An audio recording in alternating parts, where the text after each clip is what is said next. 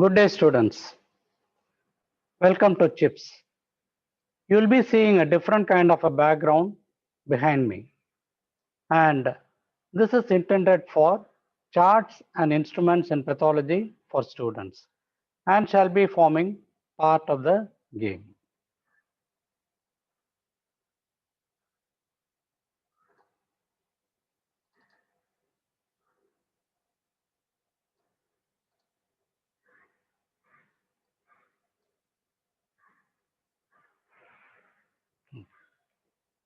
CHIPS, charts and instruments in pathology for students. The first instrument is the bone marrow aspiration needle. The importance of it is given in the enclosure. These instruments are not only for identification but can form a short note or a part of your VIVA OSC. Therefore, it is pertinent that we know something about it. There are two needles on the screen. I would like you people to look at them for a second and then tell me the difference. In one needle, I am not finding this element. This is called the lateral adjustable guard. And both the needles, the names are the Clima needle and the Sala needle. Either of them are stout, that is, they are very thick because they are penetrating the bone. And also, there is one part of it called the stylet. This stylet will be seen in most of the needles as we shall be discussing further. This is called the lateral adjustable guard. This is the stylet and this is the needle as such. Clima and Sala, two types to remember. Four S's, a mnemonic, short, sturdy, sharp, along with a stylet. If you look at the tip of the needle, this is called a wedge bevel type. It can cut through as well as penetrate. And this is the lateral adjustable guard. This will prevent some kind of an over penetration, and the physician or the surgeon will alter it according to the age of the patient and the thickness of the bone. What are the indications for bone marrow aspiration? There are four absolute indications. That is, these conditions we cannot diagnose without doing a bone marrow aspiration. They are aplastic anemia, ITP or idiopathic thrombocytopenic purpura, multiple myeloma, and megaloblastic anemia. All these conditions are purely bone marrow diagnosis. And this is the shape of the needle. The differences you people can see. The needle and the stylet. This is what I have been talking about repeatedly. The first one out is the needle, and this is a stylet which is within the needle. This has got a rounded tip.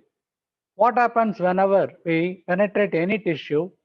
There will be a shearing force which is cutting and damaging the tissue. This is prevented by means of this round tip. So the stylet tip is rounded, it prevents damage during the penetration, and this has to be removed. Subsequently, I will be attaching a syringe for doing the aspiration. The lateral adjustable guard. The importance again I had mentioned, it can be altered according to the age of the patient and the thickness of the bone. It prevents over penetration. For example, if the manubrium sternae is a site, underlying that will be the great blood vessels as well as the heart. The damage to these structures can be prevented by means of this guard. And look at the stylet over here. This will be removed and a syringe will be attached and aspirate done. Aspiration must not be more than 0.2 to 0.3 ml. There are 5 complications for bone marrow aspiration. One is a over penetration, damage to the underlying vessels. Dry tap, it can be a technical error. Therefore, we will have to repeat the procedure. Hematoma formation, a blood clot, is not uncommon. Dilution, this is a very, very common error. Some physicians are over enthusiastic and they aspirate 1 to 2 ml. It is diluted with peripheral blood. Infection is a rare complication. That is why strict aseptic precautions are taken.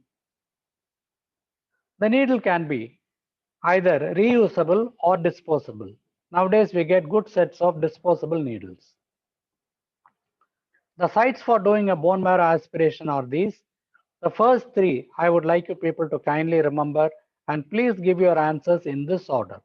The anterior superior iliac spine, posterior superior iliac spine, manubrium sterni, most common, and vertebrae and tibia are rarely used.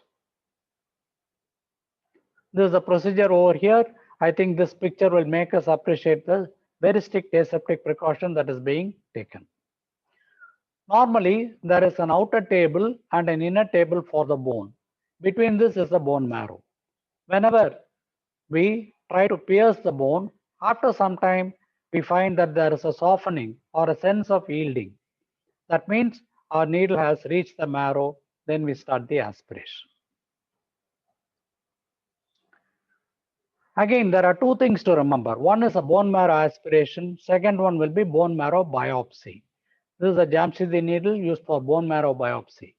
Whenever we want a pattern of a tissue to be made out, such as metastasis, etc., bone marrow biopsy is better. In myelofibrosis, again, there won't be any material, but when you do a biopsy, we can make a diagnosis. So pattern is the main indication for bone marrow biopsy. And the rest of it you people can see in my one page or any other text. See you in CHIPS 2.